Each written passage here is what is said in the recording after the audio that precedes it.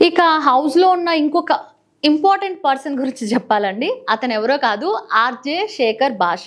So, తనొచ్చిన introduction గూడా తను ఎన్నో ఇయర్స్ బట్టి ఉంటున్నారు. అలాగే ఆర్‌జేగా తను ఎన్నో అవార్డ్స్ కూడా సంపాదించారు. అంటే దట్ ఈస్ సో గ్రేట్. మనందరం గూడా చాలా ఎందుకంటే అండి ఇండస్ట్రీ మీద ప్రేమతో ఎంతోమంది వచ్చి ఇంకా ఆ చక్రంలోనే కొట్టుకుపోయే వాళ్ళున్నారు.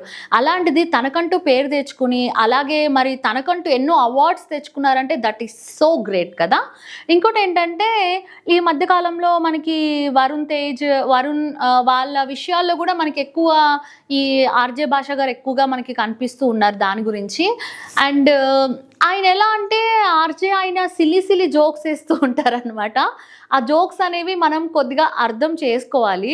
కానీ మీకైతే ఆర్‌జే శేఖర్ భాషలో ఏం నచ్చుతది? నాకైతే ఆయన హెయిర్ స్టైల్ చాలా బాగా నచ్చుతది. కరెంట్‌దిగా గూడా ఎట్లుంటది? సన్నగానే ఉంటది గదా! సో, ఆర్‌జే శేఖర్ భాష గూడా అట్లనే చక్కగా స్లిమ్ ఫిట్‌గా ఉంటా, ఆయన హెయిర్ స్టైలు ఎవరైనా గొడవ పడుతున్నారనుకో ఆయన ఏమంటారంటే కొట్టుకొని సావని. ఏదో జుట్టు పడిందంట బాత్రూమ్‌లో.